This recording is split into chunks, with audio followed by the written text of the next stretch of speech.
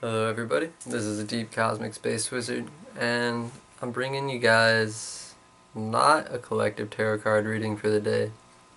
This is actually a special edition episode where I talk about one of my favorite shows that I recently finally just finished all the way through the original series, TV series at least. I don't know about the manga. So yeah, I already released a little bit of information there to let you guys know at least that it's anime. So the show that I'm going to be talking about today is Inuyasha. This is my Inuyasha pop doll. Had to get one after I finished the show because I just love the show so much, and yeah, Inuyasha is awesome. So as you can see in the background too, we got the Shishomaru long tee here. Long sleeve. And yeah. So I'm just gonna talk about the show.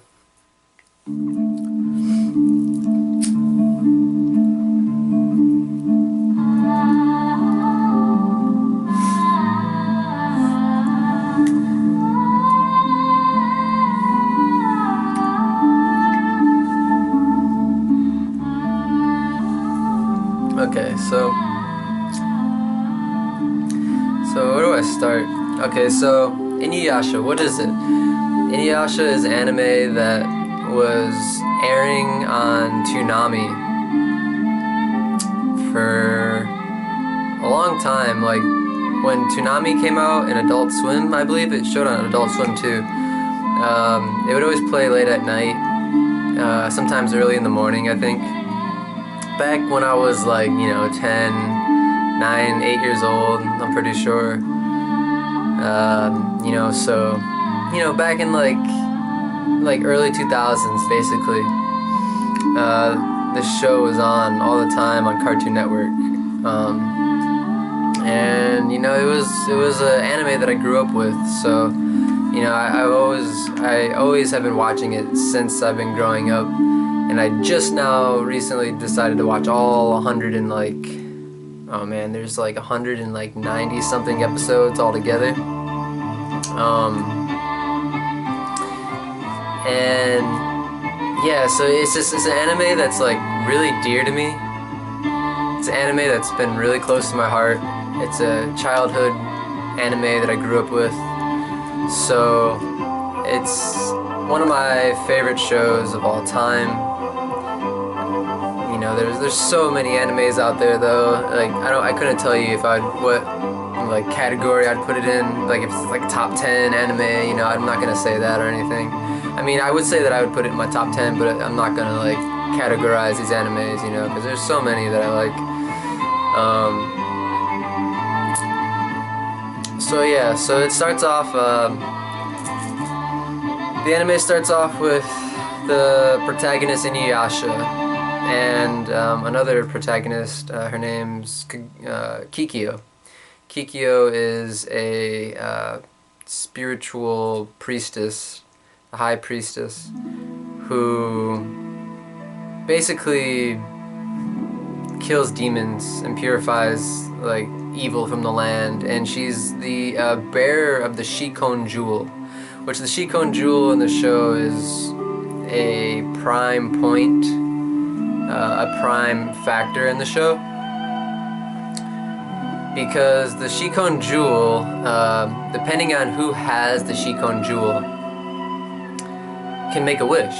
And the Shikon Jewel, if you're evil, then your wishes are gonna bring, obviously, evil things to the world. If you're more of a pure-hearted person, the world is gonna be put towards balance, and there's gonna be peace and stuff like that.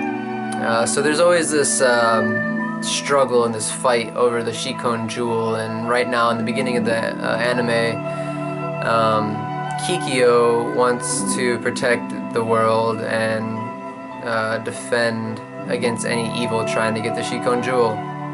So Kikyo grows up basically almost all her life, being this weird girl who has to bear this strange destiny of being the defender of the Shikon Jewel, and she just hates it.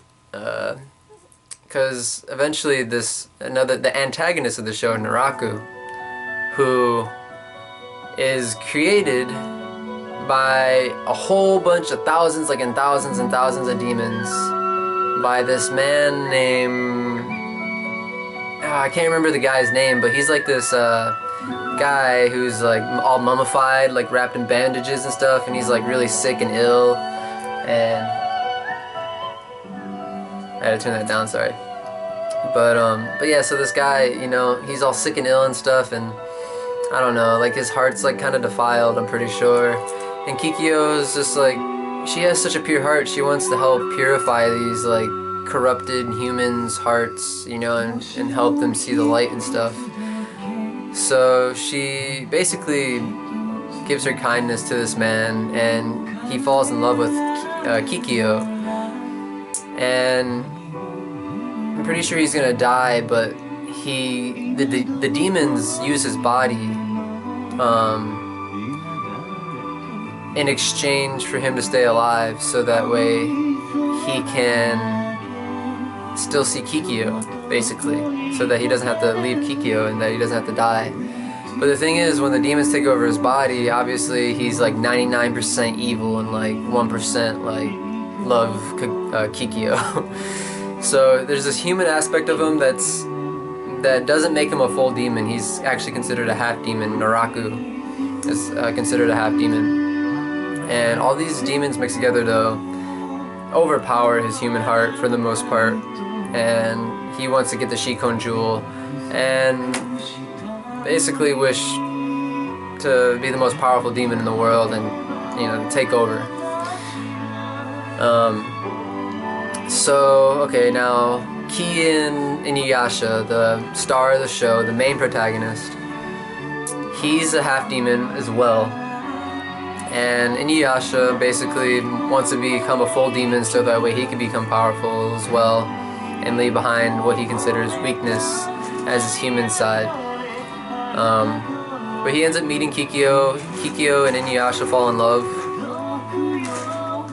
And of course, Naraku, being the evil, sinister, deceptional bad guy that he is, he basically tricks Inuyasha and Kagome, or I'm sorry, Inuyasha and Kikyo, and he deceives them, and he makes each of them think bad things about each other.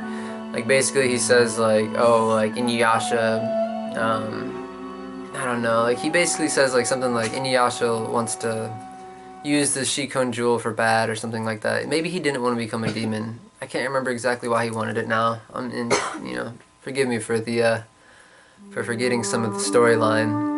But, you know, anyways, Naraku somehow confuses Kikyo and Inuyasha, and Inuyasha takes, you know, I want to say it's actually Naraku disguised as Inuyasha. Well, without getting too far in the details so I don't mess it up, basically Naraku confuses these two. Kikyo ends up killing Inuyasha after he takes the Shikon Jewel, and she pins him with her spiritual arrow to this tree into his heart, and he dies. And then Kikyo decides like, okay, like I don't want this to do any of this Shikon Jewel business anymore. I'm tired of it. I'm tired of all this stuff. Like, so she orders the townspeople to just burn her alive with the Shikon Jewel, so that way the Shikon Jewel can be destroyed, and she will, you know, basically keep it protected in the spirit world. So this is all happening in the feudal era right now. So Qin, like many years into the future now, and this girl named Kagome is born. And Kagome is born from the heart of Kikyo, the love for Inuyasha, that force inside of Kikyo's heart created Kagome, as well as the Shikon Jewel's desire to also be reincarnated, because the Shikon Jewel actually has its own consciousness. and it also wishes to be reborn. So somehow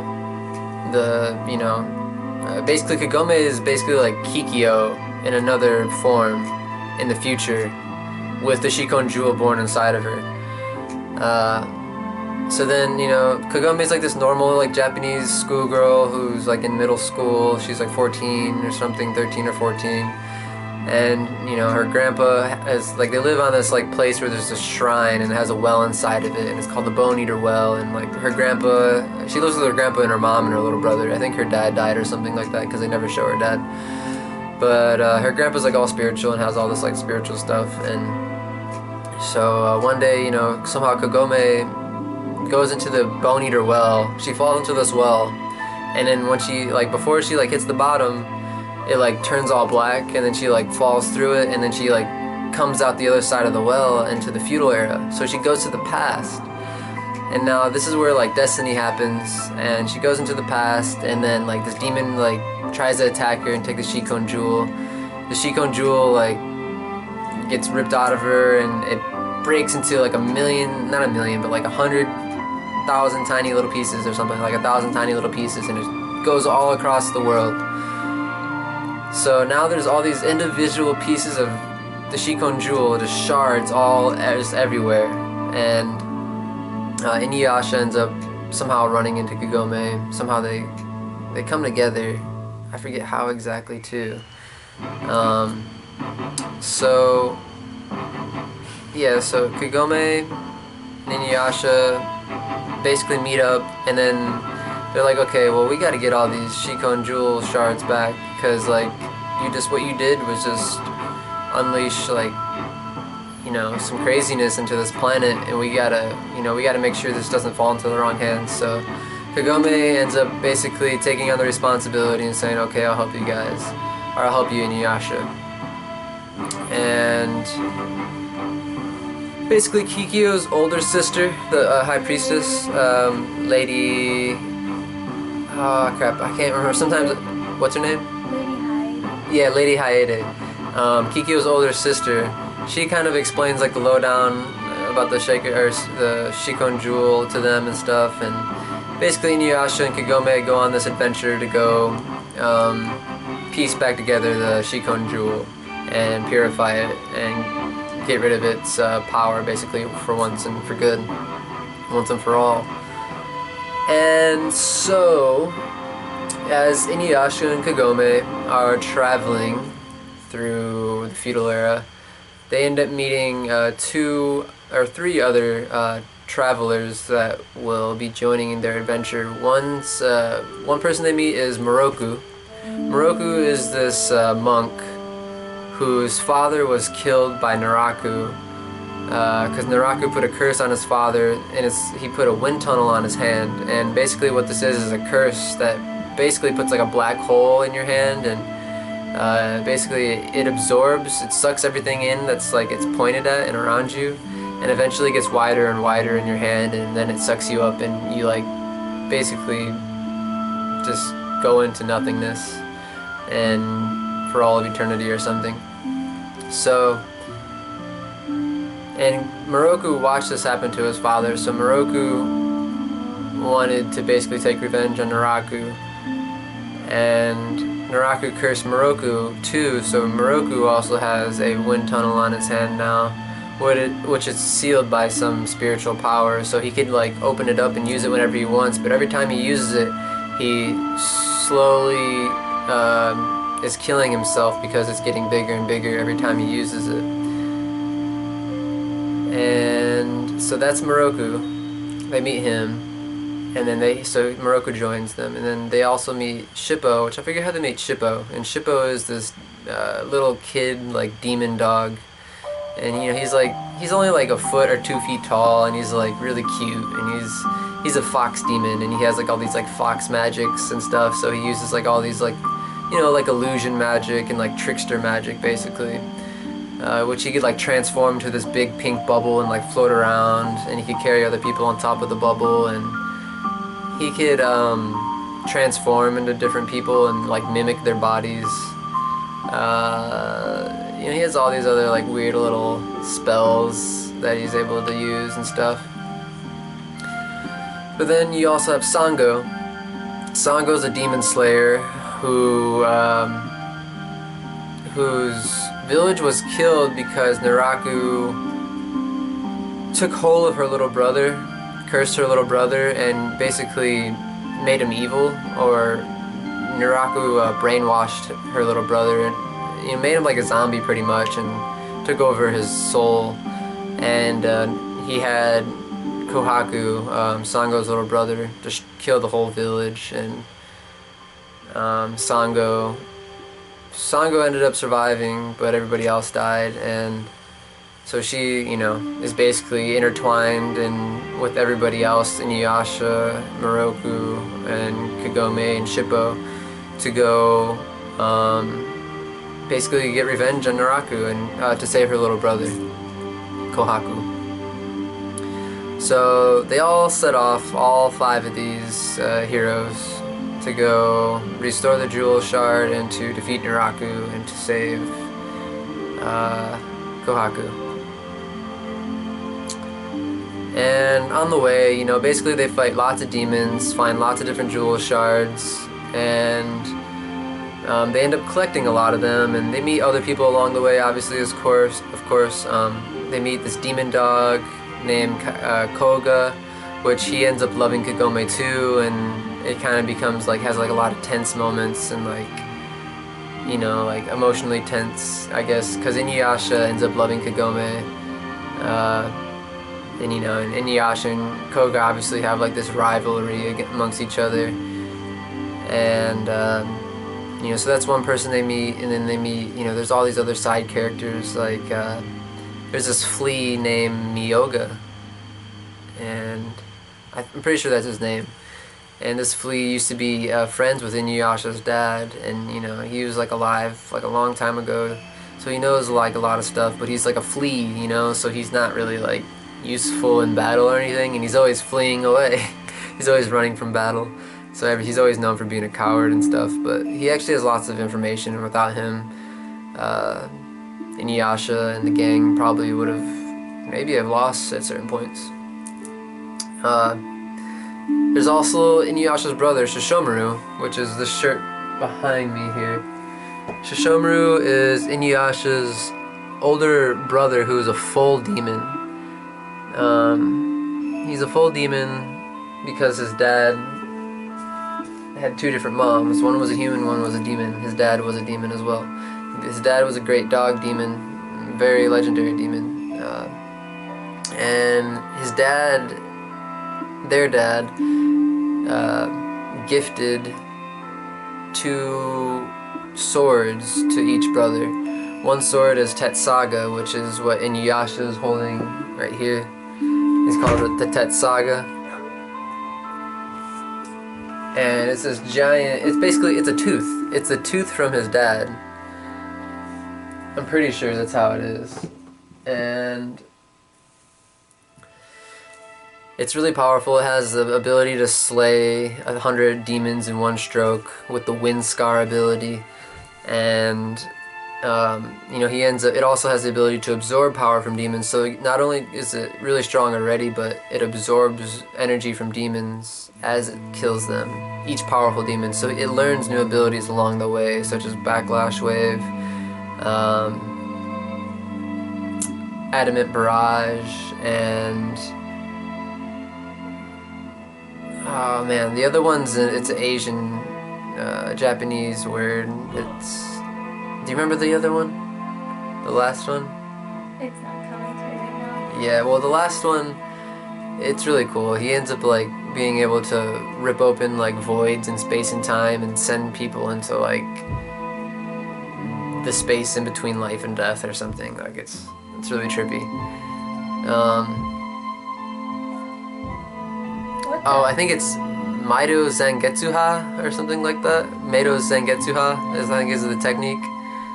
Oh, and there's another one, Dragon Scale Blade, and I can't remember. There's one more technique I'm forgetting.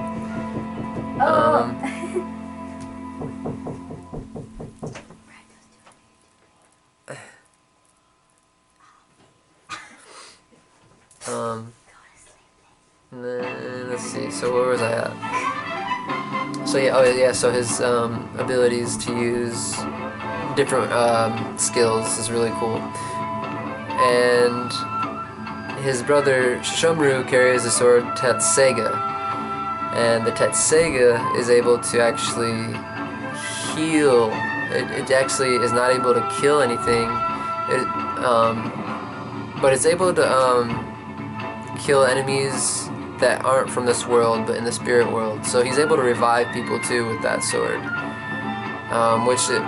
this whole entire time throughout the show, like Shishomaru really hates that his dad gave him this sword, because he's a demon, and he's just like, well, what the hell am I supposed to do, like walking around healing and saving people for, like is this a joke, basically? He always wonders why his dad gave him this sword. But yeah, so Shishomaru is also this character who also has some people following him. There's the girl.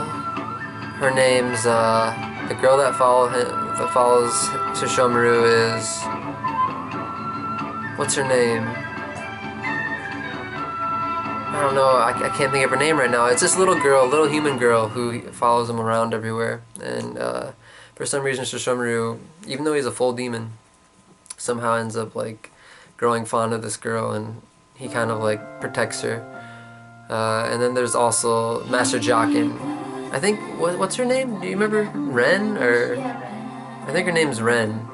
I could be wrong on that, but yeah, the girl's name's Ren. But yeah, then there's this frog demon that follows him around called Jockin, or Master Jockin, and he's also not very powerful himself. He's kind of a weaker demon, and he has some moves where he can shoot fire out of his staff or something. But he's basically a Shishomaru fanboy. And yeah, so these Shishomaru and Koga and Ren and Master Jockin and Inuyasha and Moroku and Sango and Shippo and Kagome, they all intertwine paths throughout their journey as they're slaying demons and stuff. Yeah, and then there's more characters too that come into the show. There's the blacksmith. He shows up a lot. He helps out the people with their weapons a lot and gives them information, because he was also friends with Inuyasha and Shishomaru's dad.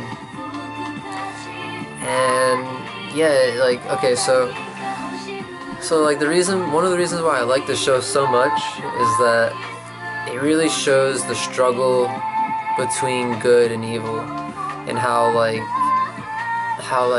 there's darkness and good in everybody's heart, and sometimes the darkness can take over, but the light, can always come back and win. It shows how humans have actual demons that we struggle to fight against, and it shows how the darkness tries to work against our fears and our insecurities and our doubts, and it tries to basically capitalize on those things, and that's where it tries to spread, and that's where it tries to take over. And it's always using deception, and lies, and it doesn't, the evil and the darkness doesn't care about anything but itself. It just wants to be the most powerful, and it'll do anything to be that powerful. It doesn't care if it has to kill its friend to do it. It will do it. Whereas Inuyasha and them, they won't kill innocent people. They actually sometimes try to save some of the people that they fight, and they're always protecting each other, no matter the circumstances. They're always looking out for each other, and they won't do anything to hurt each other, even if it means going out of their way and making it more difficult, basically, to complete the mission or defeating the demon that they're fighting, because a lot of times the demons use their love for each other against them. Oh well, they'll hold one hostage, and they'll say oh well, all you gotta do is I'll let you basically kill me if you can just kill this person that you feel so much for. But the demon's an illusion, so if they attack the demon, they're actually just killing like the human and like their friend's friend basically. And so the demons try to do a lot of stuff like this, and they always kind of, sometimes they give in to their weaknesses, and this is what's so great about it too, is because it shows that we all have weaknesses sometimes, and sometimes the darkness does kind of take over sometimes. And I think that's a very real part of life in certain points of life.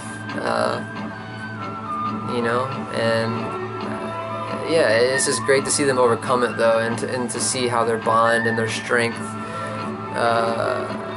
together, and their teamwork and their care for each other really overcomes this power of the darkness. So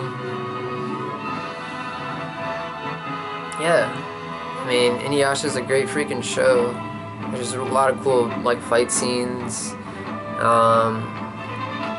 I can't say it's like the most like deepest like anime ever, but it's still got its deep points and it's really emotional points. And you watch the show for so long, you get really attached to the characters, and you get really like, I was getting kind of emotional during certain scenes. Especially like the first time you see Kagome and Inuyasha kiss, or even when like Kikyo dies, for real, because she dies like 3 times. She gets revived a whole bunch.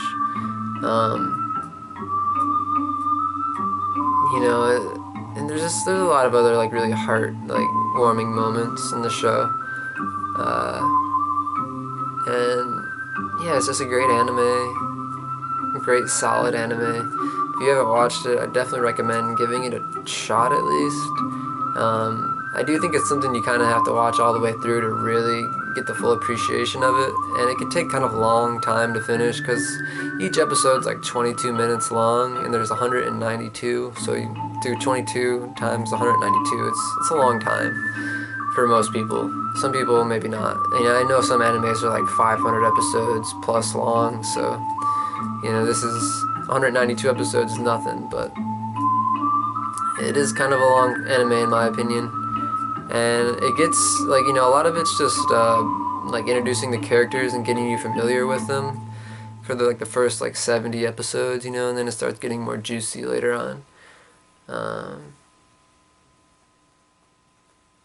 There's a lot of moments where I was like on the edge of my bed, like grabbing and squeezing my bed, and hair raising moments where I was just shocked and jaw dropped, just so much, it gets so intense sometimes.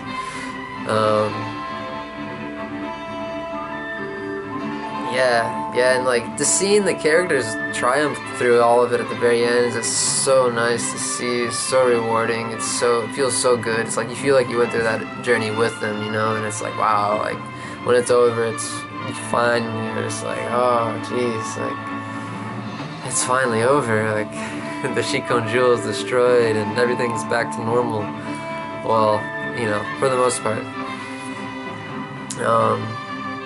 And then there's 4 movies, which they all are kind of separately. They're not you don't need to watch the movies in order to know what's going on in the show, or you don't need to watch the show in order to know what's going on with the movies. But so they're kind of separate in a way, but they intertwine slightly too.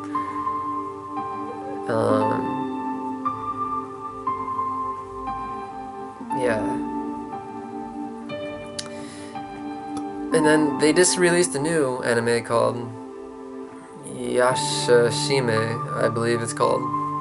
And now it's in the future after Kagome and Inuyasha have a kid. And, that's where the new show takes place. And I just started watching that, and I'm only on episode 2, so I don't really know much about it. Other than that, Sango and Moroku had 3 kids. Kagome and Inuyasha are together, and they're like, back then they were 14, now they're like 27 in their 30s or something. So, yeah. It's a really great show. I love it so much. See, anything else I could say about the show? I don't really know.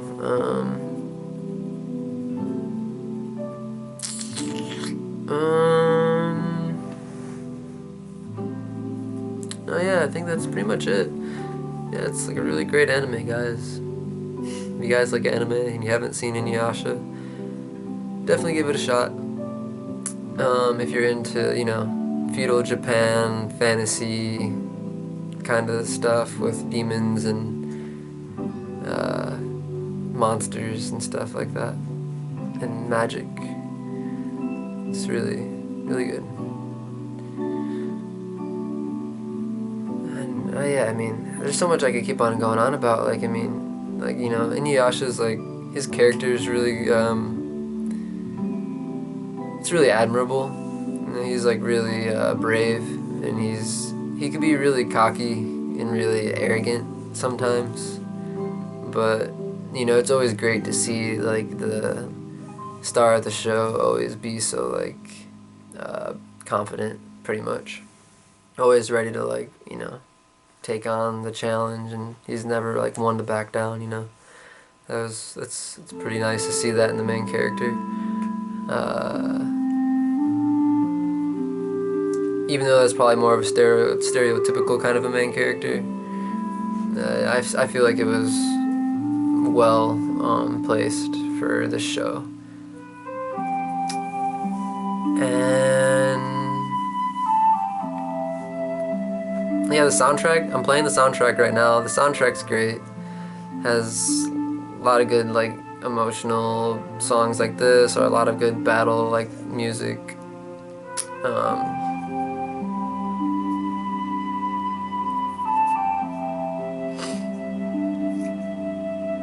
Yeah, it's just an epic tale, epic journey with great characters that you'll eventually love, and a great story